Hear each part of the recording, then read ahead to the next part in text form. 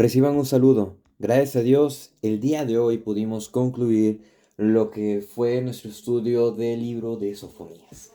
Gracias a Dios por la enseñanza que pudimos apreciar y principalmente que podamos reflexionar y llevarlo a la práctica. No obstante, el día de mañana, con la ayuda del Señor, vamos a comenzar el mes de diciembre y ello implica un nuevo libro. Vamos a estar estudiando Colosenses, vamos a regresar a Proverbios y vamos a tener un devocional especial por Navidad.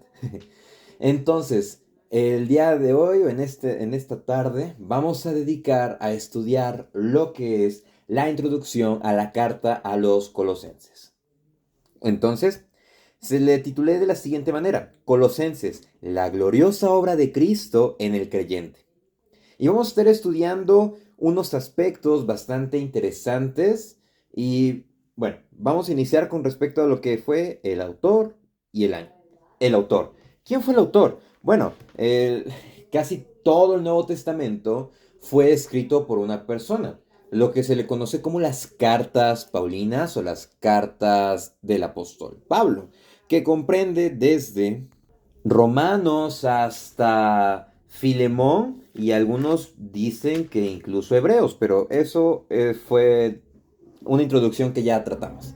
Bueno, entonces el autor definitivamente es el apóstol Pablo. ¿Por qué? Porque en el primer versículo nos lo dice: Pablo, apóstol de Jesucristo por la voluntad de Dios, y el hermano Timoteo, a los santos fieles hermanos de Cristo en Colosas. Ok, entonces, tal como mencionaba cuando estábamos viendo la introducción de Efesios, Colosenses fue escrito junto con otras cartas. De hecho, a estas cuatro cartas se le conoce como las cartas de la prisión, las cuales son Efesios, Filipenses, Filemón y Colosenses.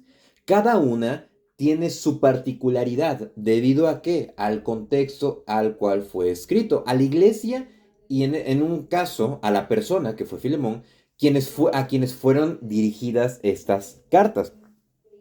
Pero si nos acercamos a ver el tema que tratan, podemos ver que coinciden en muchas cuestiones, principalmente en cómo debemos de llevar nuestra vida cristiana, lo que se le denomina los aspectos. Y esos aspectos prácticos son de suma relevancia para nosotros.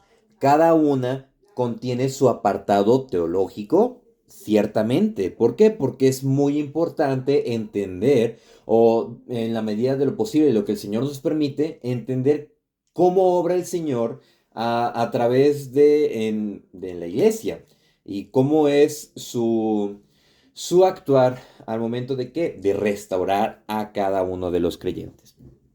Entonces, vamos a ir desmenuzando cada uno de los aspectos en la medida de lo posible. Y bueno, tenemos que el autor fue el apóstol Pablo.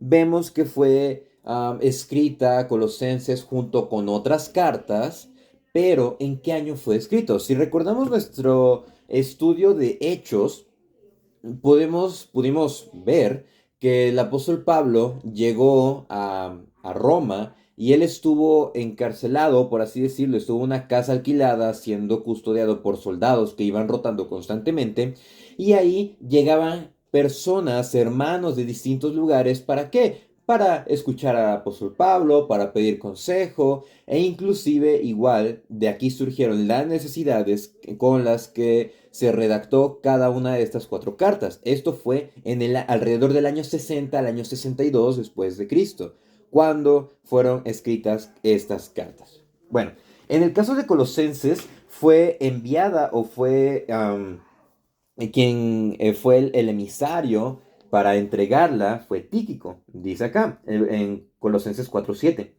Todo lo que a mí se refiere os lo hará saber Tíquico, amado hermano y fiel ministro y consiervo en el Señor. Y bueno, entonces tenemos estos aspectos: el autor, el año, quién llevó la carta y también pues, pues uno de sus temas. Como lo vemos, bueno, en la carta a Colosenses se le da énfasis a Cristo, quien es la cabeza de la iglesia. Vamos a analizarlo en un momento.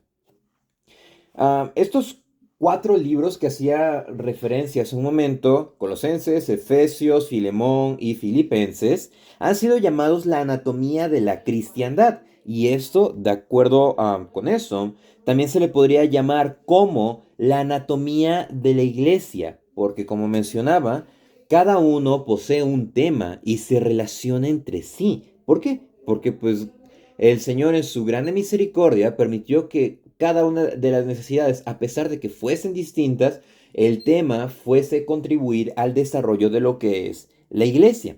Y bueno, vamos a ver nuestro siguiente elemento, que son los recipientes o también los receptores de la carta. ¿Quiénes fueron? Ok, versículo 2 de capítulo 1 de Colosenses. A los santos y fieles hermanos en Cristo que están en Colosas.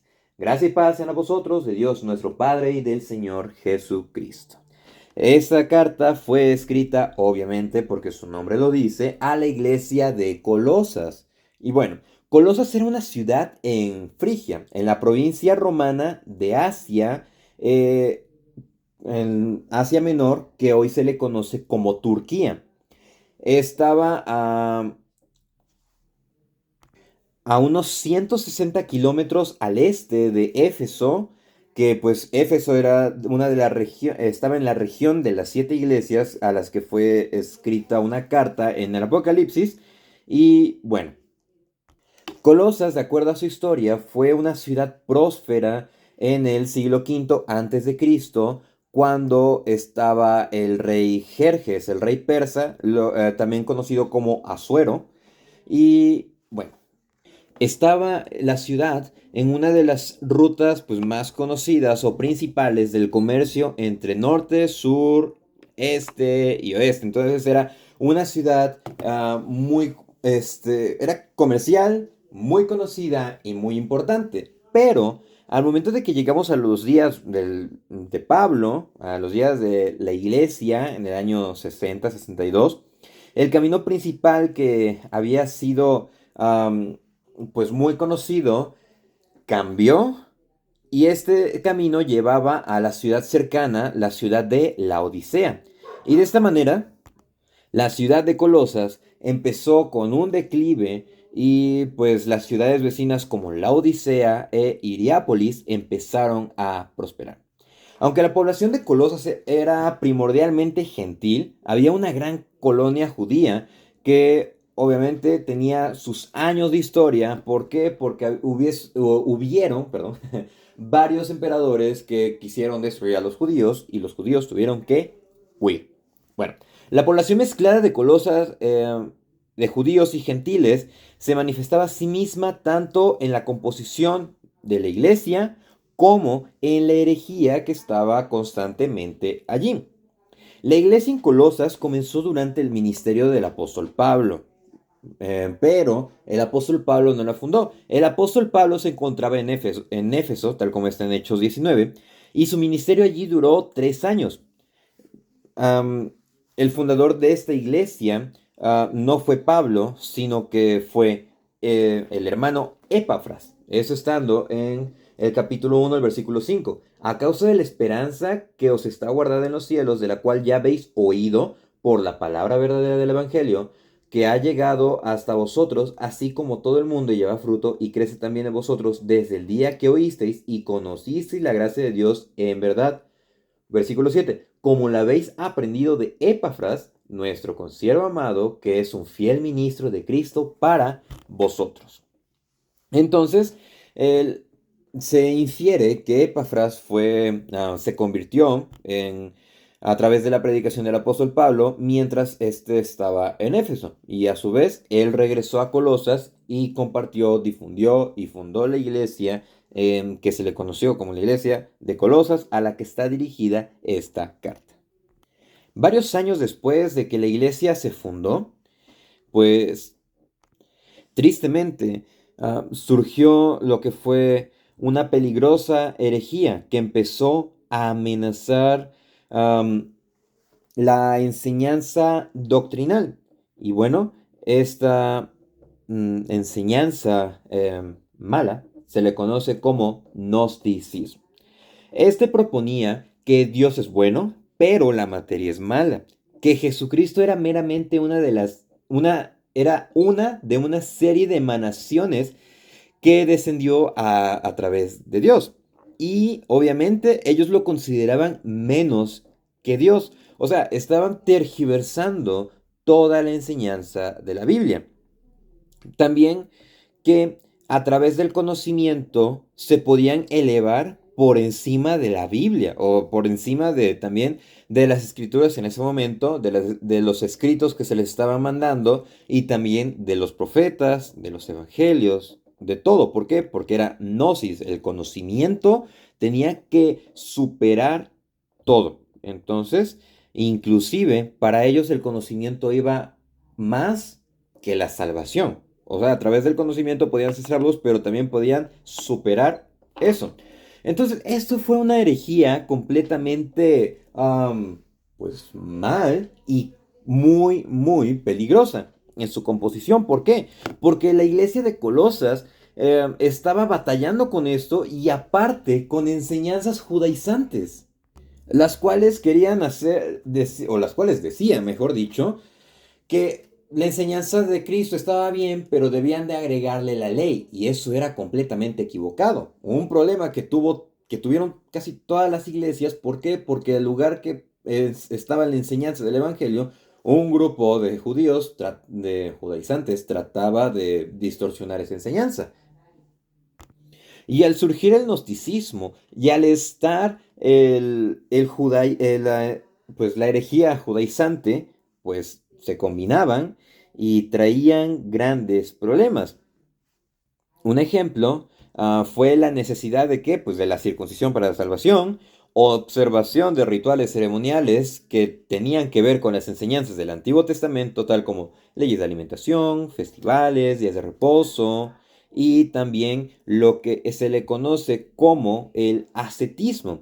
Este es un ejercicio y práctica de un estilo de vida pues, austero, renunciar a placeres materiales, todo con el fin de alcanzar la perfección moral. Esto va en contra de lo que es, pues, el Evangelio.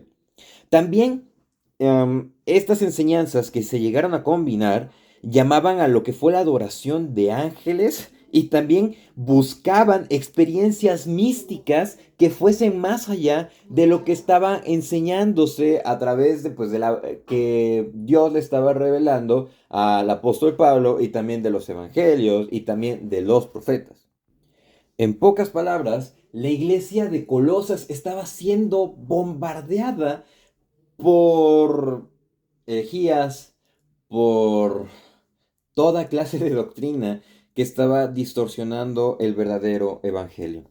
Entonces, a raíz de esto, pues Epafras, preocupado por todo lo que sucedía, pues hizo un largo viaje porque estando en Colosas se desplazó hacia Roma, en donde Pablo estaba prisionero.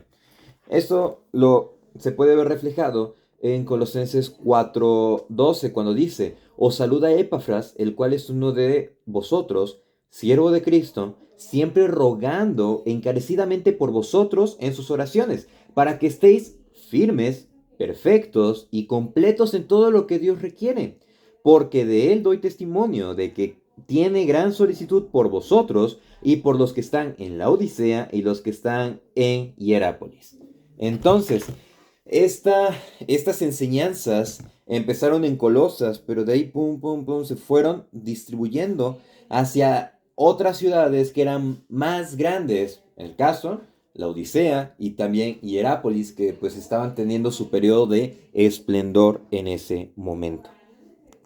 Y es por eso que este libro, bueno, esta carta, perdón, lo que va a buscar es, y podemos plantear eh, cómo estas herejías estaban tomando fuerza, pero a través de la carta lo que va a hacer el apóstol Pablo son presentar tesis irrefutables para demostrar que esas, pues, cuestiones que estaban surgiendo, cuestiones filosóficas, no estaban fundamentadas y pues carecían de todo razonamiento.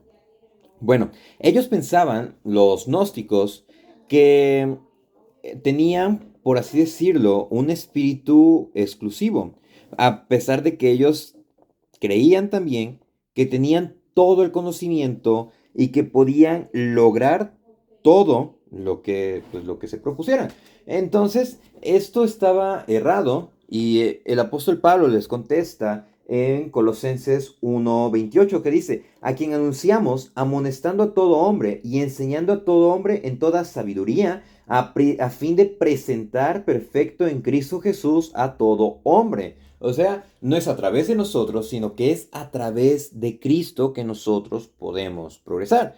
Es lo que nosotros veíamos, no es la sabiduría del hombre, lo que veíamos en Proverbios, no es la sabiduría del hombre, sino que es la sabiduría de Dios que nos va a ayudar para poder avanzar, para poder vivir, para poder tener en cuenta estos aspectos prácticos.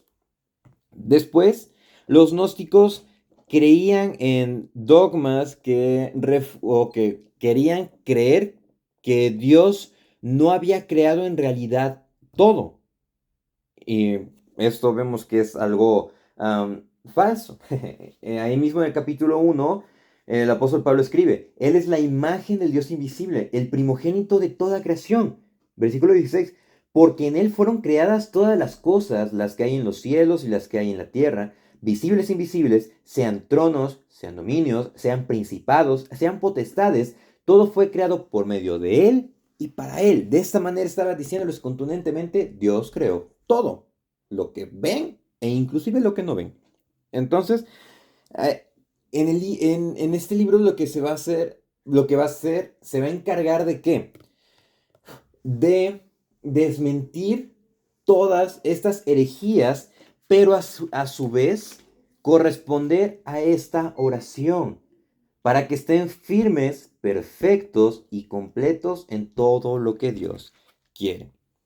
Otra enseñanza del gnosticismo lo que buscaba es que ellos estuviesen en austeridad, pero que también le diesen libertad y completa licencia a sus deseos pecaminosos. ¿Por qué? Porque ellos, los gnósticos, estaban influenciados por el estoicismo griego. El estoicismo griego, recordemos que es una postura en la que ellos se cerraban sus emociones y pues trataban de actuar de la mejor manera, pero vemos que eso tampoco es bueno. Y también se daban a lo que fue el libertinaje sexual. Entonces, estaban en todos los extremos y en cada uno de esos extremos estaba mal. A lo que contesta en el capítulo 3, el apóstol Pablo dice, haced morir, pues, lo terrenal en vosotros, fornicación, impureza, pasiones desordenadas, malos deseos y avaricia, que es idolatría, cosas por las cuales la ira de Dios viene sobre los hijos de desobediencia. Y les dice a los hermanos, en las cuales vosotros también anduvisteis en otro tiempo, cuando vivíais en ellas, pero ahora dejad también vosotros todas estas cosas. Y el fin de todo esto es revestidos del nuevo, el cual conforme a la imagen del que lo creó, se va renovando hasta el conocimiento pleno. Es el propósito. Cada una de las herejías que estaban surgiendo fueron contrarrestadas a través de la enseñanza. Y también Colosenses trata otros temas. También pues son enseñanzas claves, tal como la deidad de Cristo, la reconciliación, que es a través del sacrificio de Cristo, la redención, la elección de los creyentes, el perdón, la naturaleza de la iglesia. Entonces, en cada una de todas estas enseñanzas doctrinales y también prácticas, lo que busca es que Cristo sea glorificado y Cristo sea el centro.